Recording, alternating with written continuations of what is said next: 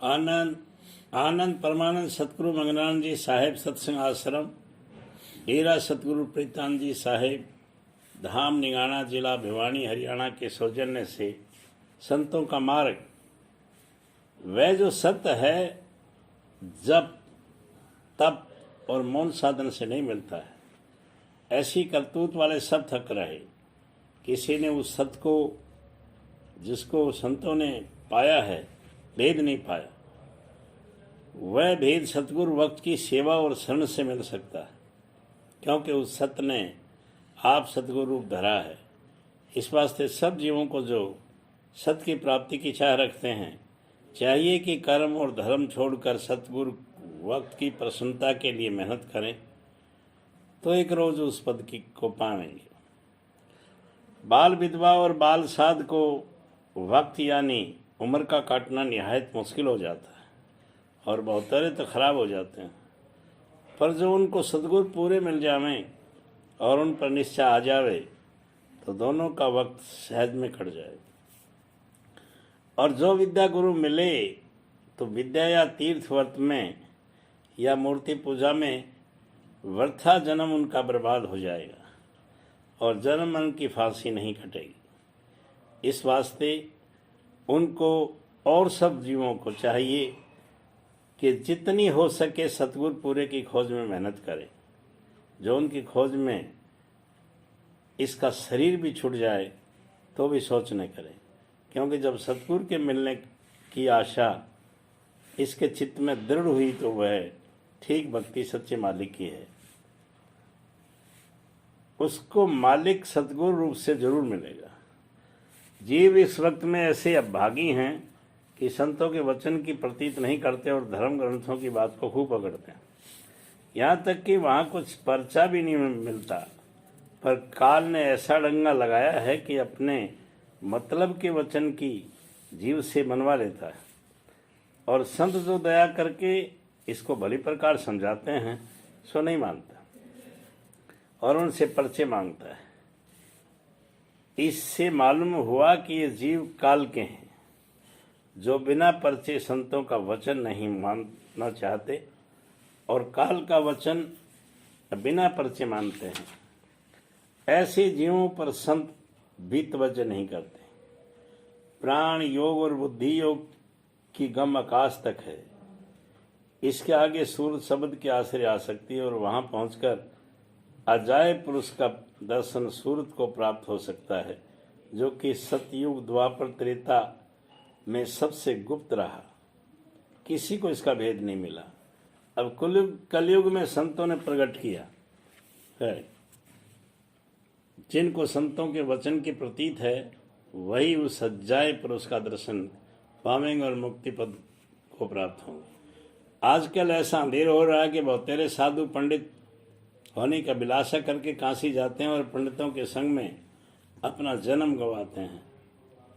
उनको मुनासिब था कि वह साधु हुए थे तो सतगुरु पूरे की खोज करके उनकी सेवा और सत्संग और कुछ अंतर्मुख अभ्यास यानी साधना करते, जिससे साध बन जाए और अपने निज स्थान को पाए, न कि विद्या पढ़ने में अपने जन्म को गवाते। पंडितों के संग से कोई भी जन्म मरण से नहीं बच सकता, क्योंकि ब्रह्मा जो वेद का कर्ज करता है आप ही 84 के चक्कर से नहीं निकल सकता। फिर पंडितों की क्या ताकत कि उससे बचें। और आजकल के पंडित और ज्ञानी तो निरीह वाचक और सच्चे पंडिताई और सच्चा ज्ञान भी उनको प्राप्त नहीं है। ये सब 84 के अधिकारी हैं, क्योंकि सिवाय सतगुरु वक्त के और किसी की ताकत नहीं जो जीवों को 84 से बचाकर निज घर में पहुंचाए। काल ने अपना जाल संसार में किस खूबसूरती के साथ बिछाया है कि जो जीव परमार्थ कर रहे हैं और जानते हैं कि हम बड़े परमार्थी हैं और लोग भी उनकी तारीफ करते हैं कि ये बड़ा परमार्थ का कमा रहे हैं, उनका हाल जो गौर करके देखा जाए तो परमार्थ का एक किनका भी नहीं पाया। जाता है, यानी तीर्थ, व्रत और जप और मूर्ति पूजा में मेहनत कर रहे हैं और नियम आचार बहुत महती करते हैं। इससे सिवाय अहंकार के और कुछ नहीं प्राप्त होता। इस वक्त में वह करतूत मालिक की मंजूर नहीं है और नए 84 से बचा सकती है। इस वास्ते सब 84 में चले जाते हैं। जिसको 84 से बचना मंजूर है उसको चाहिए कि सतगुरु वक्त की भक्ति करे, सिवाय इसके दूसरा उपाय बचने का नहीं। पर क्या कहा जाए कि जीवों को और साधना में तो मेहनत करना मंजूर है, पर सतगुरु भक्ति कबूल नहीं करते। बाजी ग्रंथ वगैरह की टेक में बंधे हुए हैं और इसी को गुरु मानते हैं। और गौर करना चाहिए कि ग्रंथ को गुरु मानने से क्या फायदा होगा और कहाँ ऐसा हुक्म है। ग्रंथ तो जड़ है, उसकी कोई सेवा नहीं हो सकती है। फिर क्या गुरु भक्ति ऐसे जीवों से बन जाएगी? ग्रंथ की भक्ति यह है कि जो उससे वचन लिखा है उस पर अमल करें, यानी उसमें जो लिखा है कि सतगुरु की खोज करके उसकी सेवा करें और शरण लें, इस वचन को माने। और जब ये वचन न माना गया तो ग्रंथ की टीक झूठी है। इनका भी वही हाल समझना चाहिए जो कि मूर्ति पूजा समझाने वाला नहीं मिलता, मूर्ति पूजा वालों का है। पर सबब इस गलती का यह है कि जीवों को कोई सच्चा समझाने वाला नहीं मिलता। इस सबब से सब भरम और भूल में पड़े हैं। और भी जो गुरु उनको मिलते हैं वह आप कभी चेले नहीं हुए हैं और जीवों को भटकाते और भरमाते हैं। क्या पंडित, क्या भीष, सबका यही हाल है। इनमें कोई भी सतगुरु और सतगुरु की भक्ति की महिमा को नहीं जानता।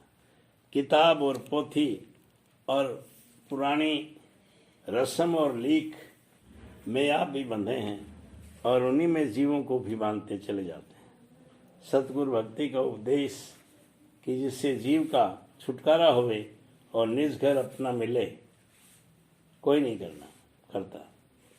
ये उपदेश सिर्फ संत यानी आप सत्पुरुष जब संसार में प्रकट होते करते हैं, क्योंकि यह सब उत्तम मार्ग है और जल्दी से जीव का उद्धार इससे नहीं होता है। पर इस उपदेश को वह जीव जो कि संस्कारी हैं मानेंगे और सतगुरु का खोज भी वही करेंगे। और जो लोग के ऊपर खेल और चमत्कार में राजी होते हैं उनसे सतगुरु भक्ति की कमाई, जिसमें तन, मन और धन पर चोट पड़ती है, नहीं बनेगी। और उत्तम संस्कारी वही है जो सतगुरु और नाम का मुख्यता करें। संसारी जीव मीठा सरोना भोजन खाकर प्रसन्न होते हैं और अच्छे वस्त्र पहनकर मगन होते हैं, सो ये सब व्यर्था है। और गुरुमुख को कौन सा पदार्थ हो मीठा और सलोना और कौन सा वस्त्र प्यारा लगता है, उसका वर्णन संत सतगुरु इस तरह करते हैं कि गुरुमुख वह है जिसको सतगुरु को बोलना मीठा लगता है, क्योंकि इससे ज़्यादा कोई पदार्थ रसीला नहीं है।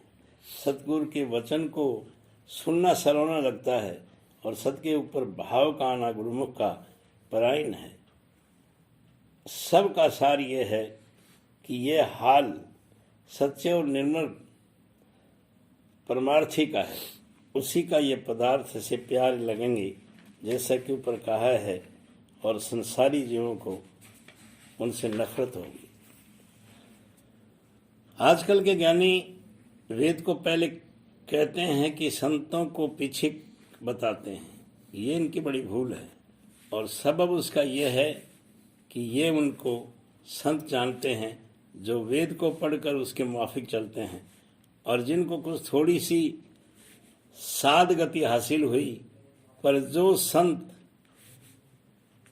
की वेद के करता हैं उनको इनको बिल्कुल खबर नहीं है। जो वेद पढ़कर संत कहलाते हैं वह इन संतों के सेवकों की भी बराबरी नहीं कर सकते। जैसे एक शख्स ने विद्या तो पढ़ी पर नौकरी नहीं पाई, दूसरे ने विद्या कम पढ़ी पर नौकरी बड़े दरबार में पाई और उस पर होशियार है, फिर विद्या वाला उसकी बराबरी नहीं कर सकता। यही हाल आजकल के ज्ञानियों का है कि विद्या को खूब पढ़ी पर नौकरी नहीं करी, यानी सतगुरु की भक्ति प्राप्त नहीं हुई, और संतों के सेवक चाहे मूर्ख भी हैं, उनकी भक्ति और शरण पूरे सतगुरु की प्राप्त है, तो वह एक रोज पूरे पद को पाएंगे और वाचक योगी और ज्ञानी 84 में भटका खाएंगे। आनंद आनंद।